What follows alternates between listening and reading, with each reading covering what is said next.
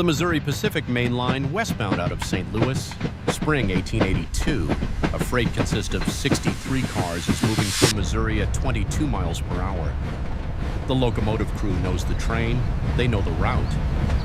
What they don't know, what most of them will never know, is who owns the railroad under their wheels.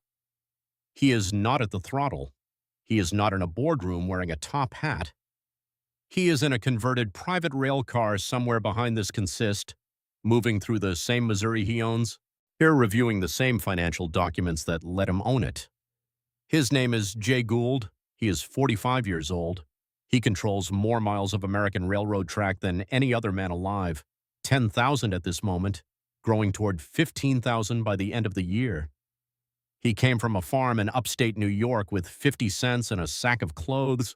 He will die with $72 million, a railroad empire covering 1 in 6 American miles, and a reputation so poisonous that armed guards followed him everywhere he went.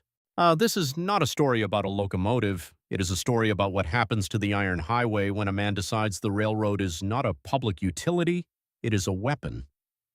Jason Gould was born in 1836 in Roxbury, New York. His father was a farmer. The farm produced enough to survive, nothing more. Gould taught himself mathematics from books he borrowed and surveying from a man in the next county. At 17, he was earning money making county maps. At 20, he had saved enough to buy into a tannery partnership, as he understood from the beginning that money was not the point, power was the point, money was the instrument. The tannery partnership collapsed. His business partner committed suicide. Gould took the physical assets and moved on. He drifted into railroad securities trading in New York City during the early 1860s and discovered that the American railroad industry of that era was not a transportation network. It was a casino, and the men running it were using loaded dice. And he became the most skilled player in the room. His first railroad acquisition was the Rutland and Washington line in upstate New York, a struggling operation whose bondholders were selling at 10 cents on the dollar. He bought the bonds, took control, reorganized the line, and sold his interest at a substantial profit.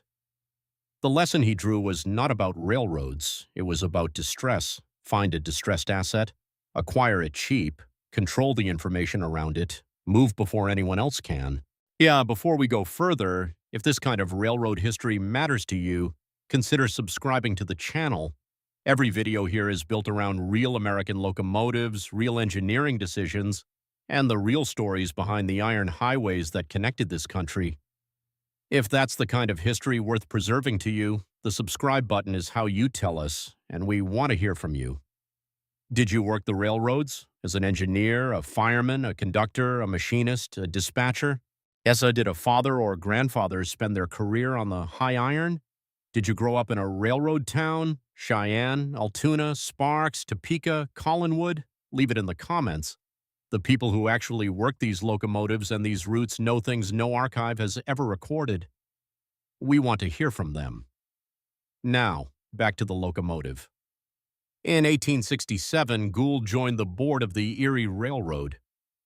The Erie was one of the most important lines in the country, running from New York City to the Great Lakes. Competing directly with Cornelius Vanderbilt's New York Central for the traffic between the coast and the interior, Vanderbilt wanted the Erie.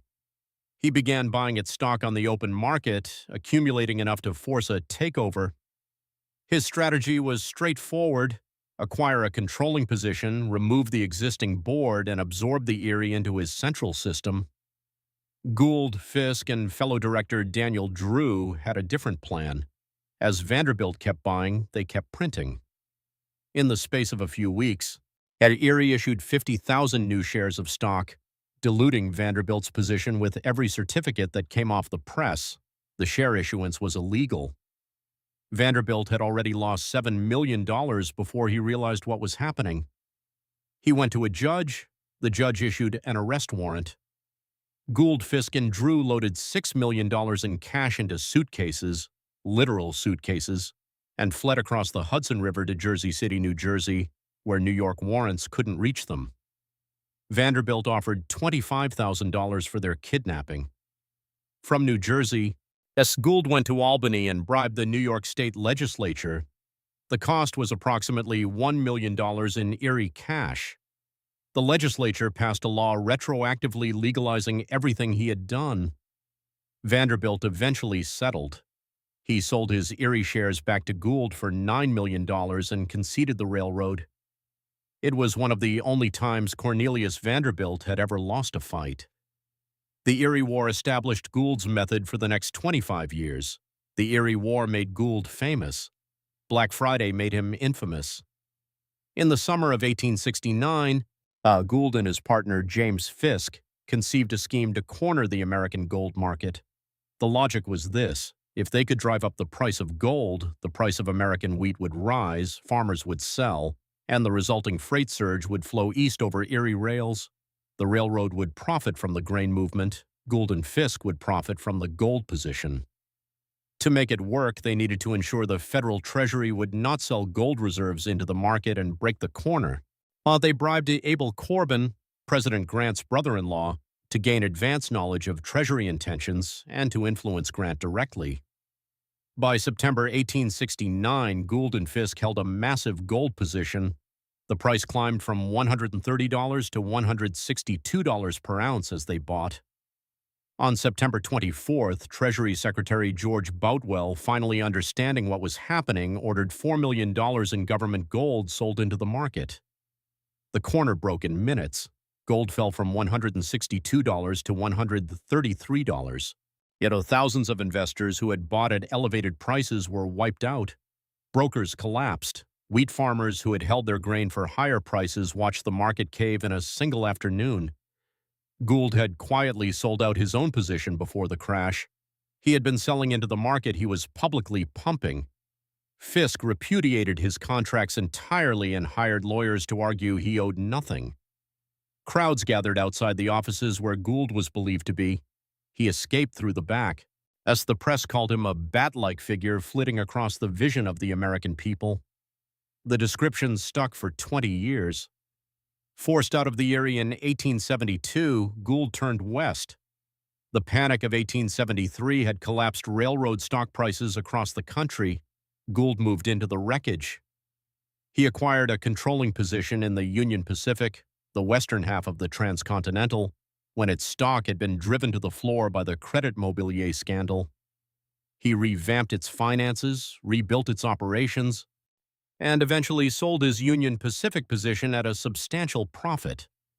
He repeated the same sequence in Texas, Missouri, and Kansas: distress, acquisition, control, profit. By 1879, he held the Missouri Pacific and the Denver and Rio Grande. By 1881, the Wabash and the Texas and Pacific. He assembled a connected system reaching from the Mississippi River to the Rocky Mountains, 15,800 miles of track, the largest private rail network in American history. On top of it, he bought Western Union, yet he now controlled the Iron Highway and the wire that ran alongside it. 100,000 men worked for Jay Gould by 1882. He paid them the minimum the market would tolerate. He doubled workloads without raising wages. He blacklisted union members. His agents compiled lists of men who had joined or led labor organizations, and those men did not work on Gould railroads. In 1886, 200,000 workers struck his Missouri Pacific system, the Great Southwest Railroad strike. Gould used strikebreakers and called in state militia. He reportedly did, though the attribution has been disputed, that he could hire one half of the working class to kill the other half. The strike was broken in 6 weeks. The Union was destroyed. No locomotive on the Gould system ran better or worse because of the outcome. The trains kept moving. The men who stopped them were replaced. By the late 1880s, Jay Gould was dying. Tuberculosis, slow, certain, and fully diagnosed. He kept working in the same converted private car, as with the same financial documents, for as long as his body would allow. The armed guards were with him constantly. He had made too many enemies over too many years to move without them. He was not universally described as a monster by people who knew him personally. His children remembered a devoted, attentive father. He kept a greenhouse at Lyndhurst, his estate at Tarrytown on the Hudson, and was known for his deep interest in orchid cultivation. His business associates described a man of extraordinary patience, encyclopedic knowledge, and absolute cold precision. Plus, the workers whose blacklisted names sat in his ledgers had a different description. In 1890, he had largely rebuilt his railroad empire after a difficult period in the mid-1880s. The Missouri Pacific system anchored it. The telegraph network ran alongside it. The man who had arrived in New York with 50 cents was now worth, by the most conservative estimates the era allowed, $72 million. On December 2nd, 1892, Jay Gould died in his Fifth Avenue mansion, and he left his entire estate to his 6 children in equal shares. Not $1 went to any public institution, hospital, library, or charitable cause. His son, George J. Gould, inherited the railroad empire and spent the next 30 years trying to extend it. He attempted to build the first truly coast-to-coast railroad under single ownership.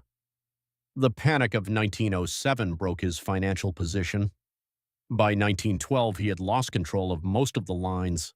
The last Gould Railroad, the Denver and Rio Grande, went bankrupt in 1918. As 26 years after his father's death, the empire was gone. What Jay Gould left behind was not a railroad. It was a question. The iron he laid, the routes he assembled, the western connections he stitched together from distressed properties, much of that infrastructure became the foundation of the rail network that still operates. The Missouri Pacific eventually became part of Union Pacific. The Wabash ran until the 1960s. The Texas and Pacific ran until it was merged out of existence. The tracks are still there.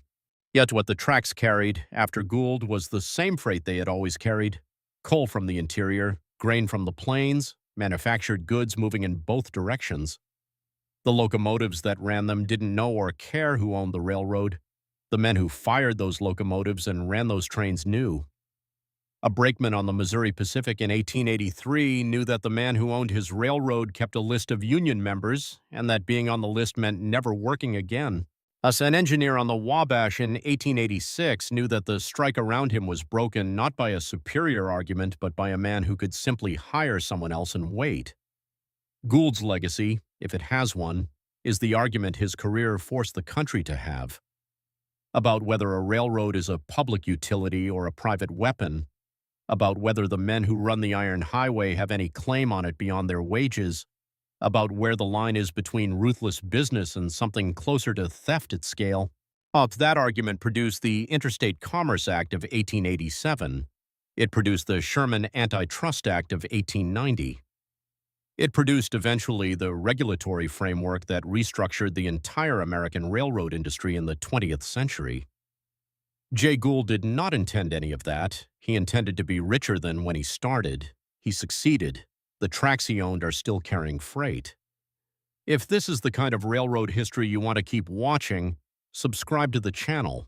There are more locomotives, more forgotten experiments, more untold stories from the steam and diesel era still to document, and if you have a connection to what you just heard, a grandfather who ran one of these engines, a father who worked the roundhouse, someone who was on the footplate when this era was still running, tell us in the comments. What did they operate? Which road? Which run? The men who drove these locomotives didn't leave many records behind, but the people who knew them are still here. We want to hear from them.